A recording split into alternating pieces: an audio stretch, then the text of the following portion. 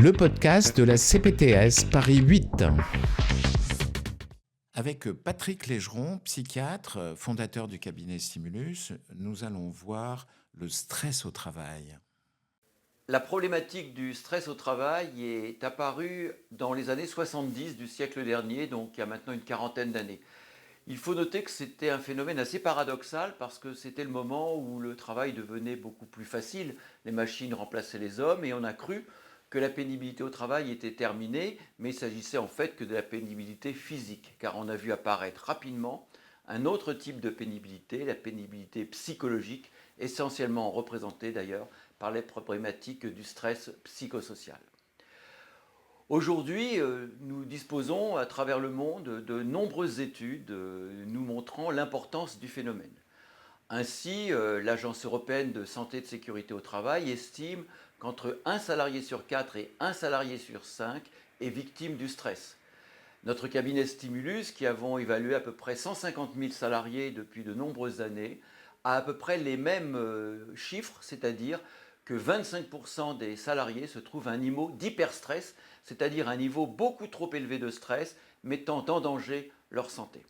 Car en effet, la problématique du stress au travail est une problématique avant tout de santé. On sait bien que les conséquences psychologiques comme le burn-out, les dépressions, les suicides sont intimement liées à des niveaux de stress beaucoup trop élevés, comme d'ailleurs des problèmes de santé somatique, comme les problèmes cardiovasculaires. Mais au-delà de la seule problématique de santé au travail, le stress au travail impacte l'économie des entreprises et aussi des pays. En un mot, le stress au travail ne fait pas mal qu'aux salariés, il fait aussi mal aux entreprises qui les emploient. Ainsi, on considère aujourd'hui que 2 à 3% du PNB de chaque pays est impacté par le coût du stress au travail. Les derniers chiffres de l'Agence européenne de santé et de sécurité au travail indiquent que la moitié environ des arrêts de travail, de l'absentéisme qui représente un coût considérable, est lié à des problèmes de stress au travail. Et la bonne nouvelle, bien sûr, c'est que plusieurs études menées essentiellement dans les pays d'Europe du Nord ont montré que lorsque l'on s'intéressait aux problèmes du stress au travail, quand on agissait pour lutter contre le stress au travail, eh bien, on s'y retrouvait économiquement avec souvent un retour sur investissement considérable entre 1 à 3 et 1 à 5. Donc on voit l'intérêt de tous ces aspects économiques. Et puis il ne faut pas oublier que le stress au travail est aussi un enjeu juridique. Depuis maintenant de nombreuses années, les juridictions, les procès faits aux entreprises employeurs pour avoir altéré la santé ou même avoir entraîné la mort de leurs salariés à cause du stress au travail sont légion et des condamnations très très fortes ont eu lieu puisque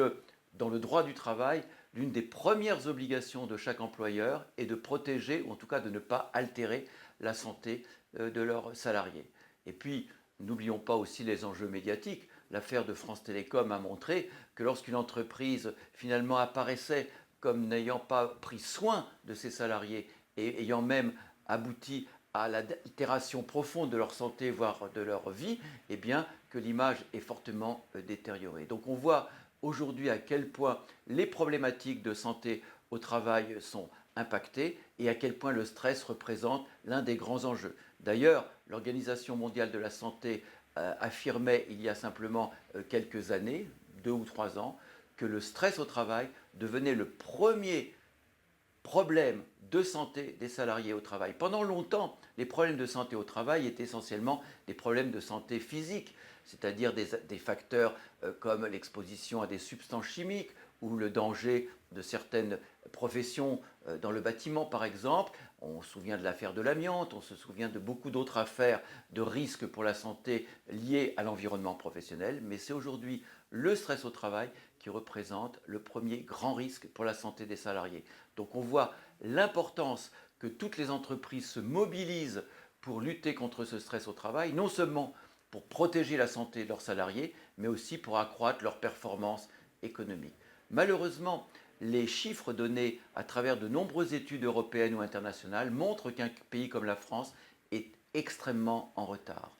Dans le classement européen fait par l'Agence européenne de sécurité et de santé au travail, publié il y a un peu plus d'un an, eh bien, la France apparaissait dans beaucoup de domaines comme dans le peloton de queue des pays et des entreprises qui se mobilisent pour réduire le stress au travail. Donc on voit que la prise de conscience que doivent faire les entreprises concernant ces thèmes, qui sont d'ailleurs souvent abordés sous l'appellation de risques psychosociaux, que donc la mobilisation que doivent avoir les entreprises doit être beaucoup plus forte et nous devons rattraper un retard que nous avons par rapport à des pays d'Europe du Nord.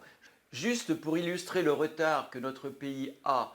dans la lutte contre le stress au travail par rapport à d'autres pays, je citerai que c'est simplement en 2008 que les partenaires sociaux français au plus haut niveau ont émis, ont rédigé un accord national interprofessionnel de prévention du stress au travail en 2008, alors qu'en Suède ou au Danemark, de tels accords signés par les partenaires sociaux du monde du travail avaient été signés dans les années 1970. Donc on voit le retard considérable que nous avons, et là encore, beaucoup trop d'entreprises, comme le souligne la Commission européenne, ont très peu avancé dans ces problématiques et se contentent souvent d'un discours sans réellement mettre en place de véritables actions de prévention.